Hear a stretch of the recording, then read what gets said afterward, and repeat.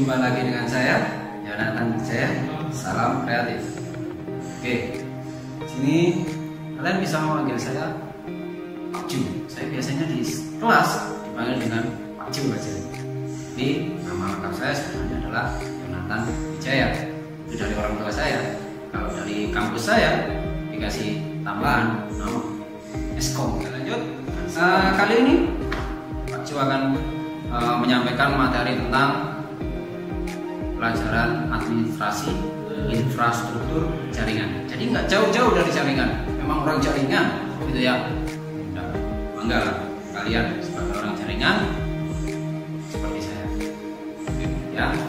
Jadi pelajaran sekarang adalah administrasi infrastruktur jaringan. Jadi bagaimana nanti kalian mengolah sebuah jaringan, memanipulasi sebuah jaringan, mengkonfigurasi sebuah jaringan, akan mengakali sebuah jaringan supaya kamu bisa mendapatkan atau kamu bisa memperoleh hasil-hasil yang baik.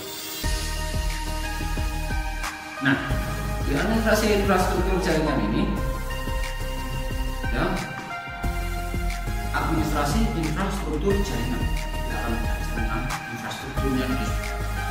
Kalau sebelumnya pelajaran sebelumnya saya belajar layanannya, nah infrastrukturnya itu dalam sifat AIJ, biasanya akan ada nanti yaitu AIJ. Tapi di sini akan saya bagi menjadi dua part ya. Ini part pertama supaya kalian bisa memahami. Nanti di part kedua kita akan mengkonfigurasinya. Jadi di part pertama kalian akan saya ajari tentang teori dasar.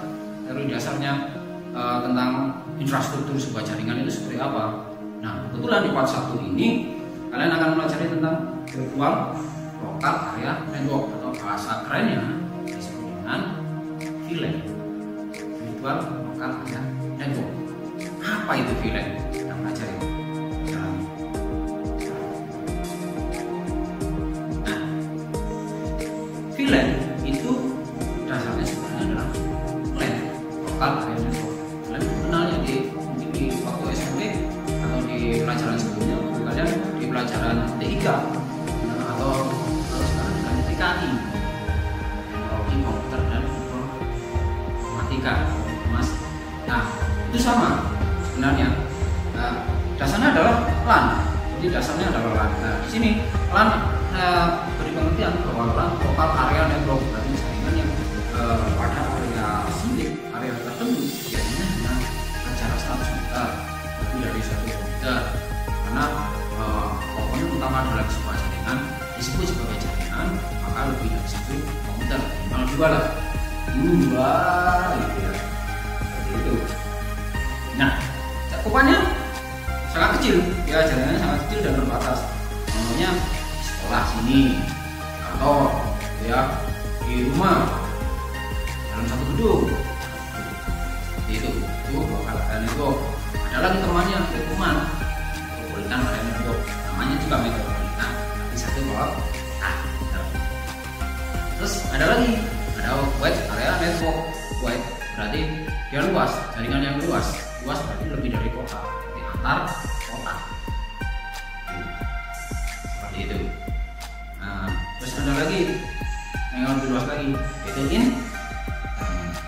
bukan Indomie ya, internet, internasional network. Nah, kecepatannya kalau LAN itu hanya 2 hingga 100 Mbps. Kalau kalian pernah melihatnya di dalam jaringan, kalau sudah koneksi di jaringan, coba dicek speednya, dia pasti akan, saya tidak bilang di internet ya, saya bilang di lokal area network. Dia akan dicek bahwa dia kemampuannya 2 sampai 100 Mbps. Mbps itu berarti megabit per second. Nah, hitungannya second ya, satuannya di dalam jaringan itu second bit per second Mbps. Nah, itu adalah LAN. Nah, di dalam sebuah LAN itu sendiri ada beberapa karakteristik LAN itu sendiri. LAN itu dia punya karakter, kalau di banyak bahasa Indonesia karakteristik, nah sebuah karakter. itu sifat. Kalau di manusia itu sifatnya, karakternya seperti apa. Kalau di LAN karakteristiknya adalah dia berada dalam ruang itu geografi yang lebih kecil, sempit. Misalnya tadi kantor, kampus, sekolah, rumah, gedung, itu juga. Kalau area network tapi dari satu komputer, tapi dari satu komputer bisa disebut dengan jaringan. Ya, jaringan komputer LAN, cakupannya kecil. Yang kedua, LAN memiliki kecepatan perpindahan data yang lebih tinggi karena cakupannya kecil, jadi cepat transfernya. Contohnya, kamu seperti lagu itu, ya bacanya hanya 5 langkah dari rumah. Nah, kan lebih cepat ketemunya daripada yang 500 km dari mana Surabaya, dan lebih jauh, tapi lebih cepat lagi kalau kita video call. Nah, tapi tidak bisa gandeng ya. Yang ketiga adalah LAN dapat berfungsi baik dengan adanya jalur komunikasi. Ya, dengan kata lain, internet tadi yang bisa disebutkan. LAN kalau dikasih internet, kamu akan bisa bukan di rumah ya, yang luas kalau kamu jangkau dari sebuah jaringan web. Jika jaringan tersebut dialiri koneksi layanan internet. Kalau tidak ada, ya tidak apa-apa. Berarti kamu hanya bisa dalam jaringan lokal tersebut. Kamu bisa berkomunikasi dalam lokal area tersebut. Ini akan dipelajari di pelajaran yang lain. Ya. Nanti akan mempelajari pelajaran yang lain itu mendalami LAN itu seperti apa. Gitu. Nah, itu adalah karakteristik dari LAN itu sendiri. Kemudian, nah di sini saya sebutkan KLAN ya. KLAN ini sebenarnya komponen dasar yang mendukung sebuah lokal area network. Kenapa kita bicara LAN dulu? Padahal yang dibahas tadi topiknya adalah sebuah lokal area network. Ya. Nah, kita perhatikan dulu LAN. Nah, ulas lagi, LAN itu lokal area network, jaringan lokal sempit ya, area yang kecil ya. Nah, di sini ada komponennya. Yang pertama adalah workstation. Harus ada workstationnya. Kalau bahasanya di komputer biasanya di apa ya? Pelajaran kita itu di workstation biasanya dikenal dengan bahasa Indonesianya kalau diartikan area kerja gitu ya. Padahal kalau di sebenarnya itu adalah sebuah komputer biasanya. Komputernya itu disebut dengan workstation. Tempat kerjanya kan komputer atau laptop. Nah, pada dasarnya server itu kan layanan. Tugas utamanya memberikan sebuah layanan. Server di sini yang dimaksud adalah suatu hardware atau perangkat keras yang fungsinya melayani dari workstation tadi, melayani internet juga. Jadi yang menghubungkan antara workstation komputer lain tadi menjadi satu, bisa terhubung, bisa terkoneksi. Itu adalah tugasnya dari server di sini yang dimaksud. Yang ketiga, ada link. Link ini adalah bagian dari jaringan LAN yang menghubungkan peralatan seperti workstation yang server tadi. Jadi ada workstation, komputer, ada servernya yang memberikan layanan, ada linknya. Nah, ini yang menghubungkan. Biasanya ini ada dua tipe, ya, wired dan wireless. Wired berarti menggunakan kabel, wireless berarti tanpa kabel. Kalau tanpa kabel berarti kamu menggunakan sebuah akses point. Nah, akses point atau transport ya. Yang keempat, di sini ada NIC, Network Interface Card, yaitu sebuah piranti pendukung dari sebuah jaringan yang fungsinya adalah menghubungkan komputer satu dengan komputer lain menggunakan kabel wired.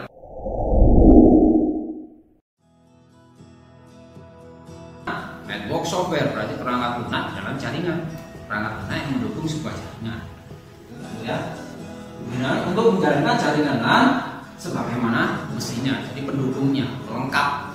Ibaratnya kalau kamu menjalankan sebuah komputer, kalau kamu ingin menggunakan WiFi, ya setelah instalasi OS, maka kamu perlu yang namanya driver. Nah, di dalam jaringan yang dimaksudnya network software ini adalah drivernya WLAN atau drivernya Ethernet card.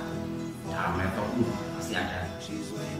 Nah, itu berapa komponen dalam lokal area network. Selanjutnya itu adalah komponen dasar LAN ya. Selanjutnya adalah sini saya akan menjelaskan beberapa VLAN. Nah, ini baru kita masuk ke VLAN. VLAN itu adalah virtual local area network. Jadi local area network yang tadi itu bisa kita virtualisasi, bisa kita simulasikan, bisa kita kelompokkan seakan-akan di dalam sebuah local area network itu ada local area network lagi secara simulasi, secara simultan, ya, kita kelompokkan. Misalkan dalam satu local area network ada 10 komputer. Nah, kita buat grupnya. Misalkan grup 1 namanya VLAN 1, grup 2 VLAN 2, grup 3 VLAN 3. Dan itu nama komputernya tidak selalu harus urut. Misalkan yang perempuan saya kasih VLAN 1, misalkan ada 4. Yang laki-laki ada 2, saya kasih VLAN 2. Ya, terus tinggal berapa? Berarti 4 tambah 2, 6. Tinggal 4. Yang 4, nah ini nggak jelas laki-laki atau perempuan, misalkan kita kasih ke VLAN 3. Nah, pokoknya tapi tidak bisa kamu lihat secara kasat mata secara langsung, namanya juga jaringan, tapi bisa dicek. Bisa dicek kalau itu adalah grupnya si VLAN 1, itu grupnya VLAN 2, itu sih. Sekali lagi, jadi kita bisa mengkonfigurasi LAN tanpa melihat fisiknya. Kalau LAN tadi berdasarkan fisiknya, kalau LAN memanipulasi dari fisiknya tadi, divirtualisasi, disimulasikan, ya, dikelompokkan. Nah, ini ada beberapa keuntungan ketika kita menggunakan VLAN. Di antaranya adalah ini. Keuntungan kita menggunakan VLAN yang pertama adalah security, keamanan. Jadi akan mengurangi peluang terhadap pelanggaran yang terjadi saat kita menggunakan sebuah jaringan. Jadi lebih aman. Lebih aman ini kenapa? Oh, ini yang melanggar itu anggotanya VLAN 1. Nah, ketahuan itu. Kita tinggal blokir aja VLAN 1 grup. Kita blokir sehingga kan dia terkurung, terisolasi. Nah, mau gak mau dari situ akan ada pengakuan. Nah, itu salah satunya. Itu tingkat keamanannya. Nah, tanpa mempengaruhi anggota grup yang lain atau VLAN yang lain. Yang kedua, cost reduction. Jadi mengurangi dari biaya yang dikeluarkan. Nah, kenapa? Kita tahu bahwa IP address sebagai alamat utama sebuah jaringan, ya, itu ada batasnya. Bahkan lokasi 25, lokasi 26, 27 dan sebagainya itu kalau kita tidak menggunakan VLAN maka akan habis ketika kita menghadapi jaringan besar. Dengan adanya VLAN kita bisa mengatur simulasinya dalam satu network, itu kita kasih lagi network lagi di dalam. Nah, gimana? Namanya network ini mungkin virtualisasi. Ingat, cepat, lebih aman. Nah, kita bisa tahu bahwa itu kalau ada kesalahan itu grupnya siapa, VLAN-nya siapa, gitu ya. Jadi VLAN ID ada 1, 2, 3, 4. Kalau secara default itu 1.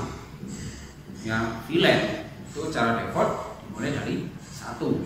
Meskipun ada VLAN 0. Ada VLAN 0 ada. Tapi secara teori disebutkan bahwa VLAN dimulai dari 1.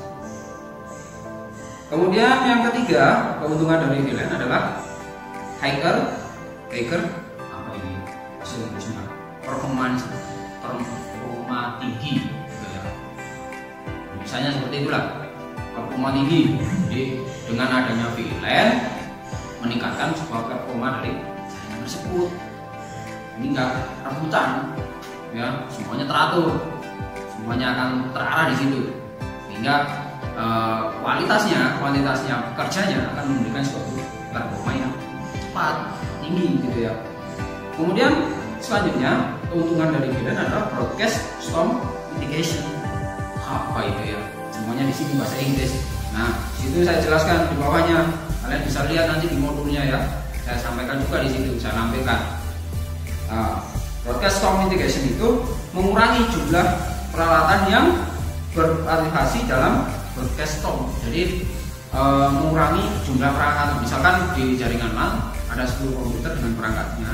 Dengan adanya itu kita bisa mengurangi perangkat yang dibuat di sini, misalkan switch-nya kalau bikin LAN switch-nya harus banyak. Kalau virtual LAN kita bisa manipulasi di situ bahwa satu portnya di switch ya tentunya switch-nya harus manageable ya. Kalau nggak manageable nggak bisa kita buat di LAN.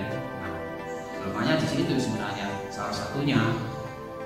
Meskipun kita diberikan beberapa keuntungan yang menutupi kelemahan tersebut ya.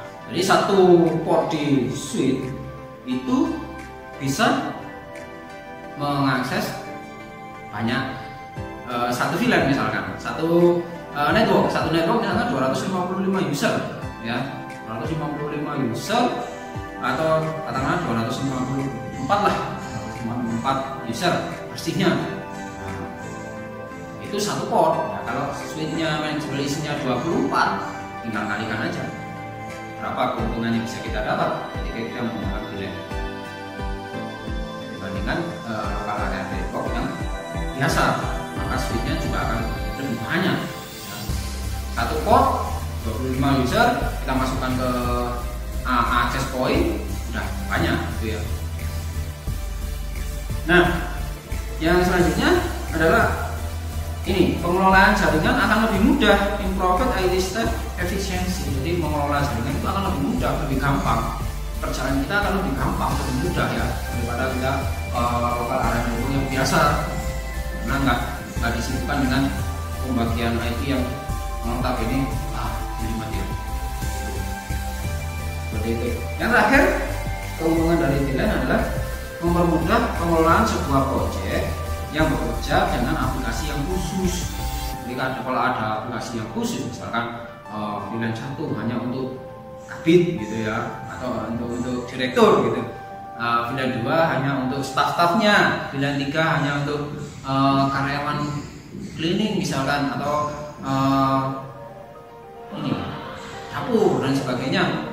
Itu diberikan sebuah VLAN sendiri. Kayak contohnya gini, dalam satu ruangan kita kelompokkan A, B, C, D. Nah, ternyata ada di kelompok A salah satu anggotanya yang melakukan kesalahan misalkan.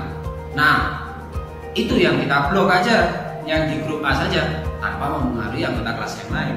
Bayangkan kalau kita tidak menggunakan VLAN, maka yang menjadi kesalahan akan menjadi satu kelas, padahal yang melakukan adalah sekelompok tertentu.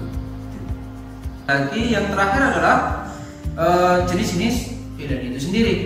VLAN punya jenis-jenisnya, ada macamnya, ada jenisnya macam. Nah, kalau tadi ada komponennya, VLAN, ada apa itu VLAN. VLAN juga punya jenis. Berapa? Pertama adalah default VLAN. Default VLAN ini ketika komputer itu dihidupkan setelah dikonfigurasi, VLAN pertama yang muncul adalah default VLAN. Nah, itu namanya default VLAN. Yang kedua ada yang namanya data VLAN. Nah, data VLAN ini yang termasuk data VLAN ini adalah konfigurasi untuk user yang hanya untuk user dan tidak memiliki kemampuan untuk voice based traffic. Jadi tidak punya kemampuan voice based traffic sama sekali. Voice itu suara, base dasar ya. Basicnya traffic berarti alur ya, alur suara, nggak bisa menentukan itu data VLAN. Nah, yang ketiga itu bisa disebut dengan native VLAN, native, NATIVE, native VLAN. VLAN yang muncul ketika kita membuat port trunking. Nah, itu akan kita bahas di part 2. Part 2 nanti kita akan bahas bagaimana mengkonfigurasi VLAN dan bagaimana kita membuat trunking protokol. Tuh. Nah, native VLAN ini fungsinya untuk target traffic dan untargeted traffic. Apa itu? Nanti kita bahas di part 2. Oke. Yang keempat adalah manajemen VLAN. VLAN yang dikonfigurasi untuk mengatur. Manajemen itu mengatur. Jadi seorang manajer adalah seorang pengatur. Dari manajemen VLAN berarti mengatur sebuah VLAN tadi. Terakhir ada voice VLAN. VLAN yang dibuat untuk VoIP. Nah, ini juga kita akan mempelajari tentang bagaimana mengkonfigurasi supaya VLAN tersebut bisa digunakan dalam suara atau VoIP, Voice over Internet Protocol, yang akan dibahas di di pelajaran yang lain lebih dalam. Nah, di sini kita bahas VLAN-nya, virtual local area. Jadi, itu adalah beberapa jenis dari VLAN. Nah, sweet spot pada VLAN ini ada mode akses, ada mode trunk tadi, trunking. Mode akses itu untuk melewatkan trafik dari VLAN, suatu VLAN, dan hanya bisa melewati satu VLAN saja. Ini melewatkan trafik dari sebuah VLAN, tapi hanya satu VLAN saja, tidak bisa lebih. Itu adalah mode akses dalam pengaturan nanti. Kalau mode trunk ini bisa melewatkan traffic dari beberapa VLAN secara bersamaan. Trunk seperti gambarnya. Jadi trunk itu lurus, akses ke bawah. Jadi jaringan ke bawah itu akses, yang lurus sesama itu adalah trunk. Oke. Di sini sampai di sini part 1. Kalian semoga memahami materi apa sih LAN, apa sih virtual LAN, ya, yang mana nanti lebih dalam akan kita pelajari pada part 2. Kita akan mempelajari part 2 nanti, yaitu khusus konfigurasi, khusus mengkonfigurasi. Software yang perlu disiapkan adalah Cisco Packet Tracer. Kita harus menggunakan Cisco Packet Tracer ya. Itu sebagai software simulasi untuk VLAN, padahal VLAN juga bisa digunakan di Protek. Ini seperti ini ya, FB itu bisa.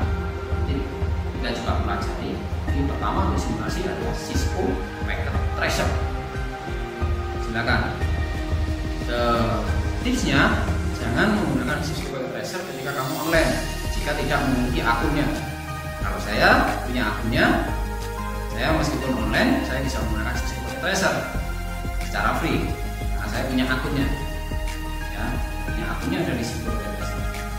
Terus yang kedua, install di Windows kalian. Jika mengalami kesulitan, silakan hubungi. Bisa hubungi Pak Su, hubungi di nomor-nomor yang ada orang-orang yang lebih paham. Atau mungkin Mbak Google dia beli. Itu yang perlu disiapkan. Kalau nggak Pak, saya nggak punya laptop dan sebagainya, boleh pakai laptopnya warnet. Nah, itu ya. Siapkan itu untuk part 2. Pak, saya nggak punya sama sekali, nggak punya biaya dan sebagainya. Lihat aja tutorialnya, pahami, tulis kalau perlu, akan lebih baik. Oke, sampai jumpa di part 2. Salam kreatif dari Pak Jo buat kalian.